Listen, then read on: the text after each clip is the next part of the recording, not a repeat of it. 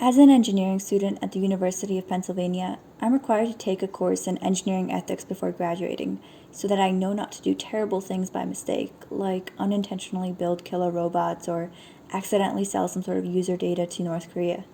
Our final project is called Communicating with the Public, and I'm supposed to research a contemporary engineering topic of my choice and share it with a lay audience in a fun way.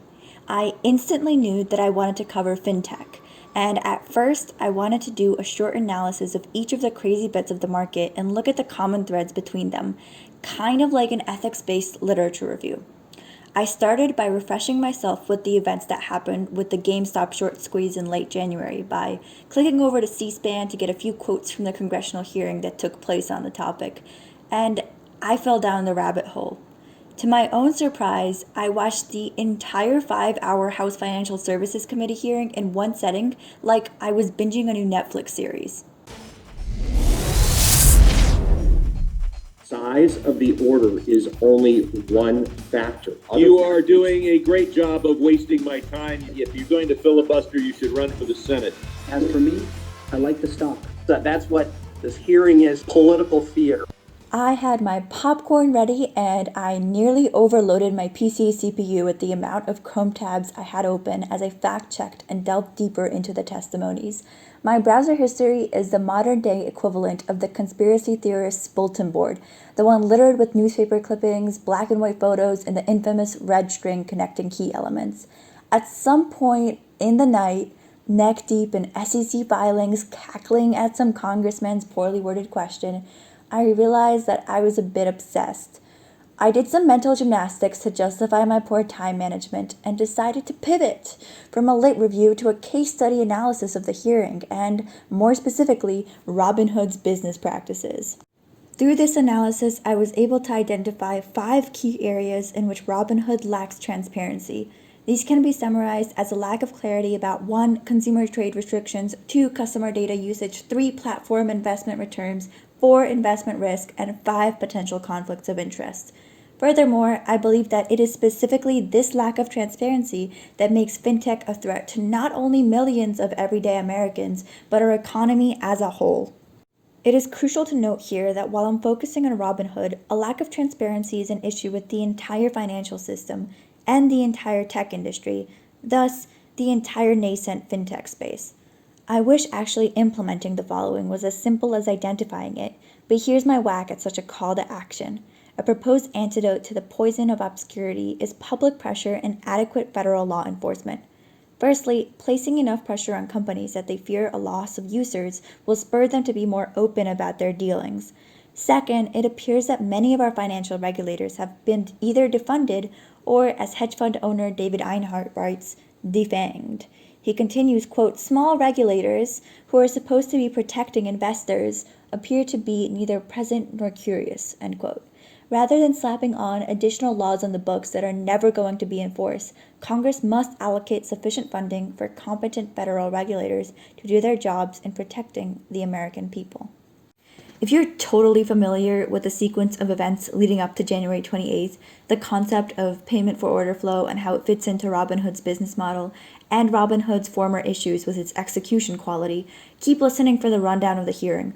Otherwise, I've made a shorter podcast covering these basics, linked in the description below, that you should check out to avoid getting lost in the technical jargon. Now, I'm going to spend the remainder of my time mostly criticizing the company, but I still strongly feel that if you do a benefit to cost analysis, Robinhood's contribution to society is net positive. Millions of people who had never even considered investing have entered the market, and on balance, that's better for both Americans and the economy. Robinhood's response to pretty much any crisis or criticism, however, has a ton of room for improvement. At the top, I claimed I had 5 core issues with Robinhood's transparency as a company. The first is a lack of clarity about when, why, and how often trades will be halted. Even after the halts occur, the company volunteers little in explanation unless forced to. The first press release after the trading halts on January 28th, titled Keeping Customers Informed Through Market Volatility, begins by re-emphasizing the company's mission, which is to, quote, democratize finance for all, end quote. This appears as a conscious response to growing rumors that the company halted trading the previous day in order to provide some relief to the Wall Street establishment, which, by and large, lost money from GameStop's surge. There are clear tactical advantages from this kind of positioning, which brand the business in a more ethical and equitable light. It should be noted that most of the attacks on the company are particularly aimed at how it is colluding and benefiting from the financial establishment while preying off of everyday individuals, precisely the opposite of the company's intended mission. What the press release does not say is even more telling. There is no mention of financial requirements with their clearinghouse, the actual root cause of the trading halts. The blame is fully placed on the abstract notion of market volatility. Here, obstructing the truth is not even strategically advantageous to the company because there's currently no evidence of wrongdoing. These capital requirements, and specifically the NSCC deposit, was spelled out in Dodd-Frank, a federal law created to protect consumers in the aftermath of the 2009 financial crisis. So why hide the truth? Simple.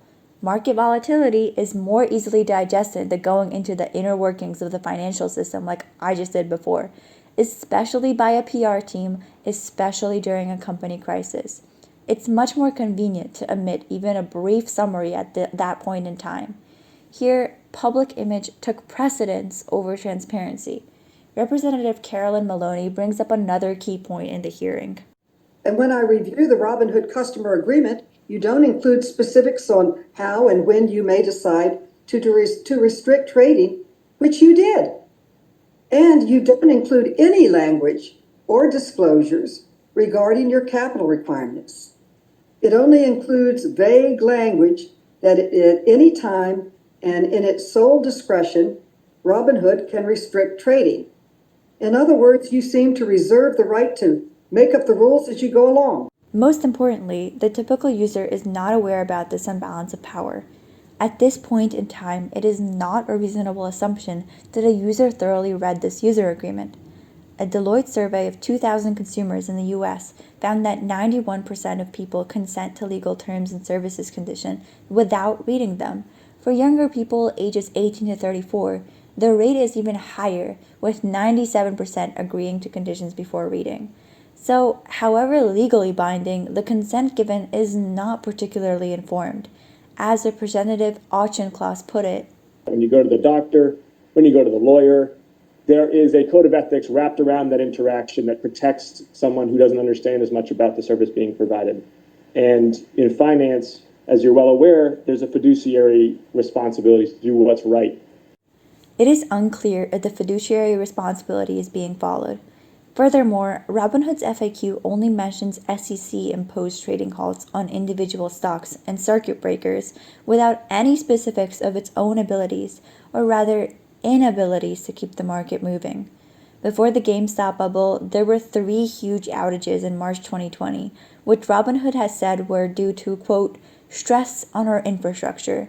And after the GME bubble on April 16, 2021, trades for the cryptocurrency Dogecoin were halted for a few hours, which is described in a blog post as, quote, sporadic crypto order failures and delayed notifications for some customers. Quote, no technical details were given. Vlad Tenevs responded to potential future interruptions as such. Reviewing absolutely everything about this.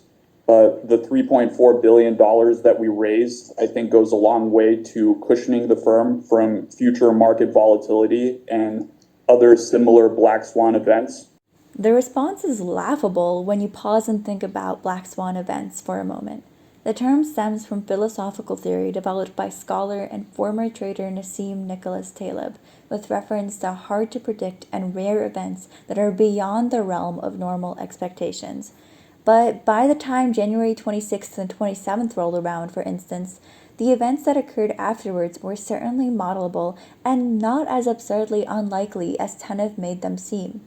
Tenev is insistent in defining what happened with this term, which he mentions in 3 separate responses in the hearing. But seeing as Robinhood has had 5 different incidents in which trading has been halted in the past year, these events are not rare, nor surprising, and thus cannot be black swans. In fact, platform failings seem to be the most consistent feature of the app. It appears that the more improbable event would be that no such Tenev-defined black swan occurs in the near future. Now, I believe Tenev when he says that the cash infusion will help the company be more prepared for a similar retail pile-on in the future.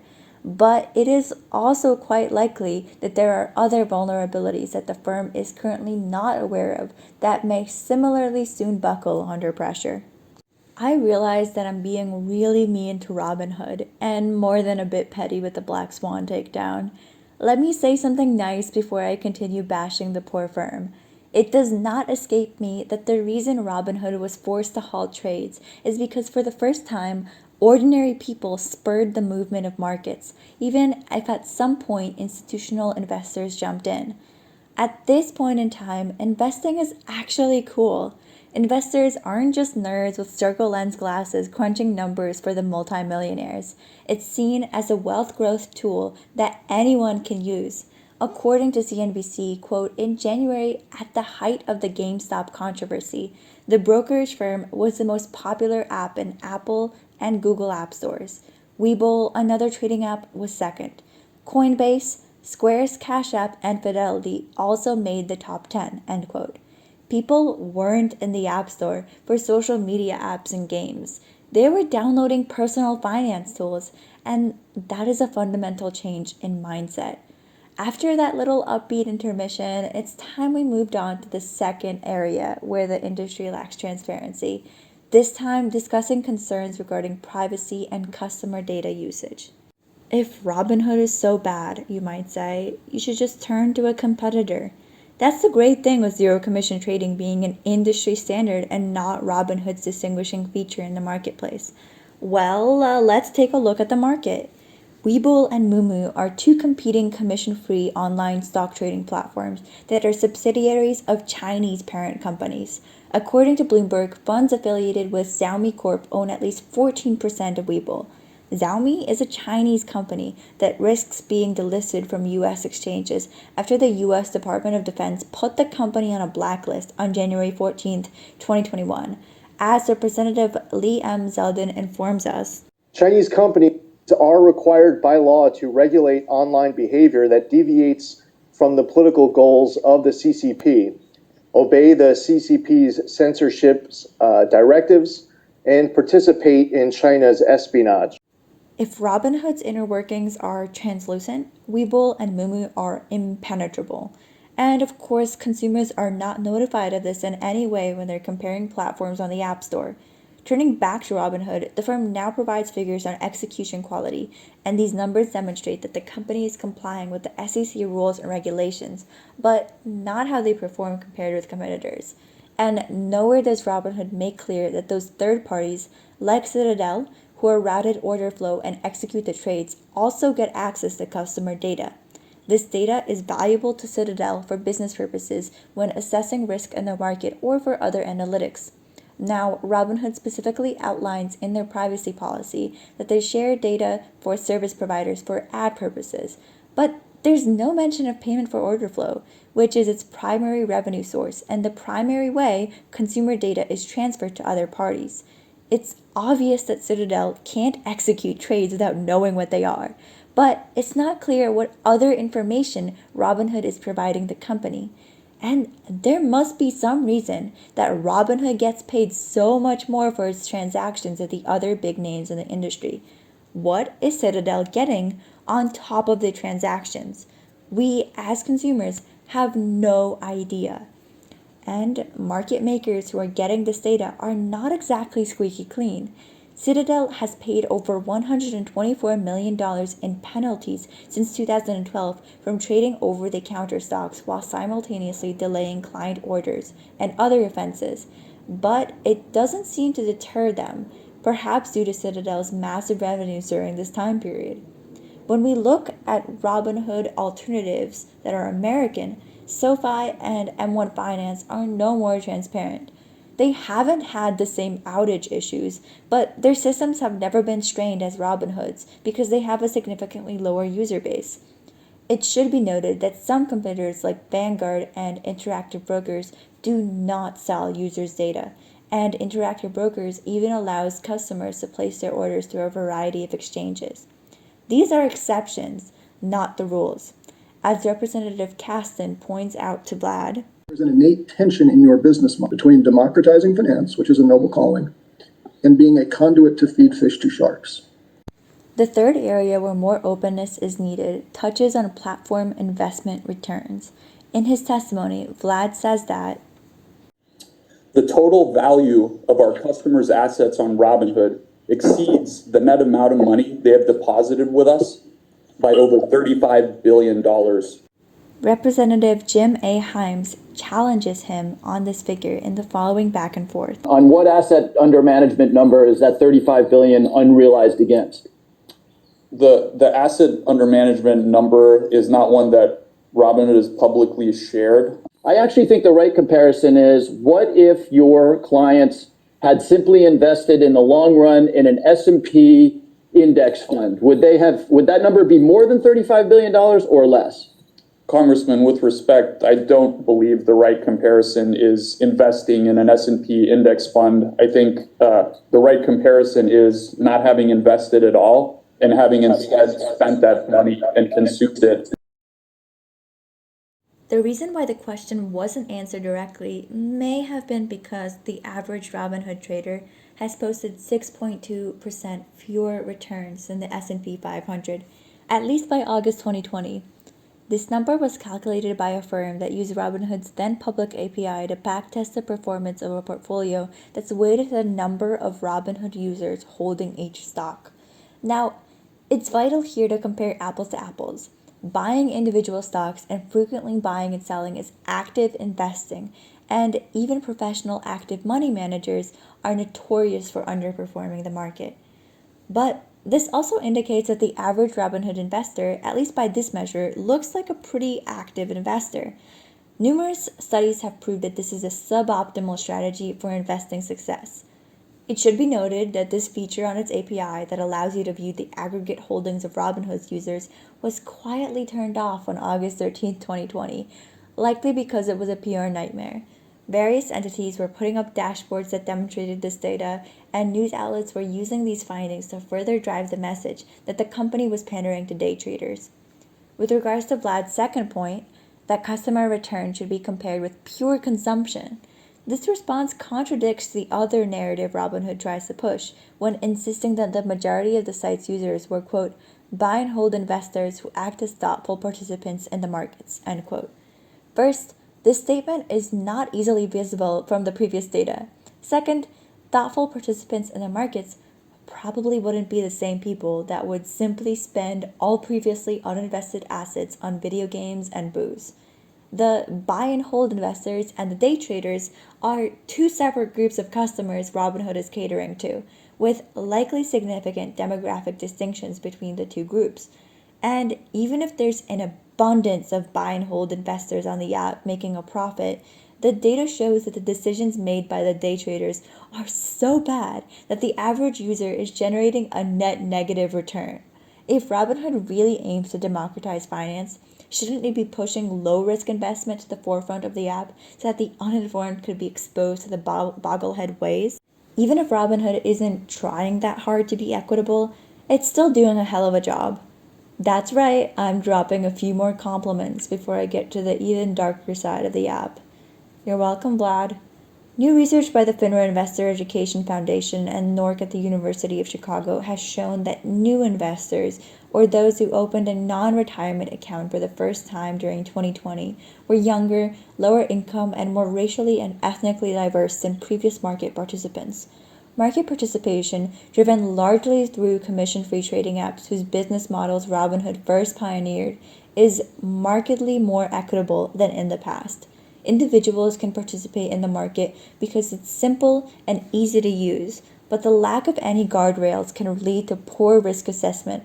In fact, the risks a consumer takes on when investing are, you guessed it, the next non-transparent aspect of Robinhood's practices. Let's play devil's advocate. Consumers should do their due diligence and either continue using these platforms despite the risk, or pursue less risky investments like ETFs. It's a free country, and if some people aren't careful, then they should face the consequences of their actions. My response is that even if said person that suggests this lacks a heart, they still overwhelmingly possess a sense of self-interest, and mass inadequate risk assessment can have large-scale consequences. We don't have to look far to find historical precedent for this theory. Looking at the financial crisis in 2008, most people weren't concerned about other people's defaults and mortgages. Some that did look into it even thought that giving people the opportunity to purchase a home who would not have been able to before through adjustable rate mortgages led to a more equitable housing market. Instead, subprime lending led to the housing collapse and many defaulted shortly thereafter, plunging the entire American economy into a tailspin and creating the very same regulations that led to the $3 billion clearinghouse bill on Robinhood's doorstep. Speaking of that bill, I'm sure most customers were not aware of the risk Robinhood was taking on their behalf. If Robinhood did not de-risk their portfolio, then the federal agency DTCC would have stepped in and liquidated the portfolios of all of Robinhood's 13 million clients, not just the ones trading GameStop. As Representative Gonzalez says, we just can't live in a world where my constituents could have their shares liquidated without their consent because you all aren't able to make a capital call.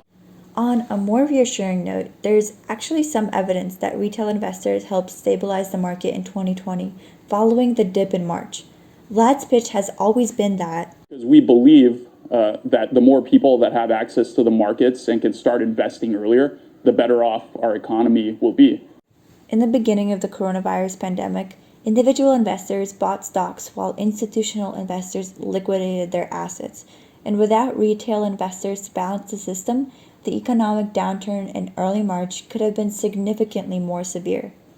Despite this, it's important to consider that the risk each individual investor takes on means far more to that person than it does for an institution.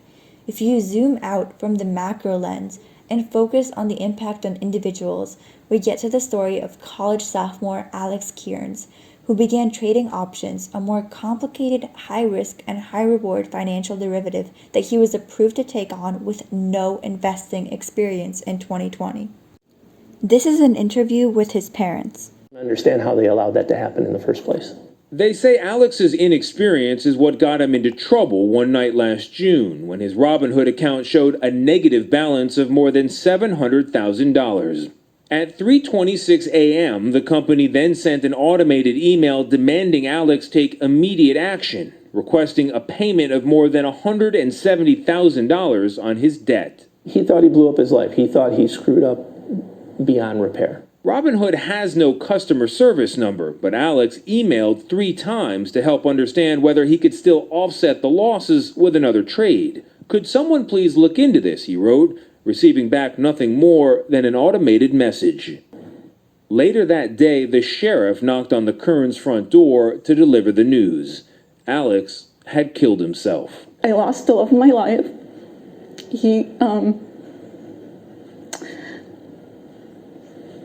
I miss him more than anything. It's the kind of pain that I don't think it should be humanly possible. Even though the bill Alex Kearns saw on his account was a mistake, he clearly should not have been approved to ever trade options in the first place, as he was not informed enough about the derivative, and thus the risk he was taking on, to see that the number he saw could not have been accurate. The company amended some policies following the suicide, but to this day, someone with limited experience can still be approved to make trade options if they fill out a quick questionnaire on Robinhood. Perhaps one reason why Robinhood makes it easy to make risky trades is that it receives more profit from options than equities. Robinhood's profit mechanism as a whole reveals a potential conflict of interest with its fiduciary duty. This comes from the fact that Robinhood makes money when you execute trades, not when you buy and hold. If every single customer suddenly pursued what is most likely the soundest investment strategy for them, the business would take a significant toll. The reason why Robinhood is so profitable is because, quote, Robinhood attracts the highest rate for equity trades, according to the documents, at 17 cents per 100 shares.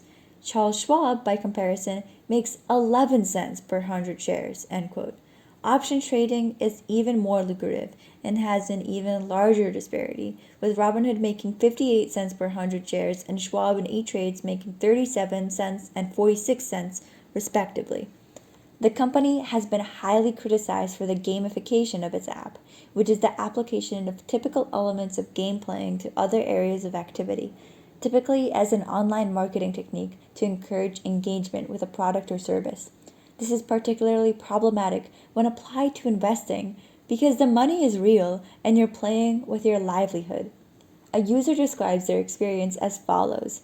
The very first screen you see when you log into Robinhood is a big line graph that shows how your portfolio is performing, which updates automatically every 5 seconds. If your portfolio is up, every UI element on the screen is green, and even those that aren't directly connected to stocks. If your portfolio is down, even a penny, every UI element on the screen turns red.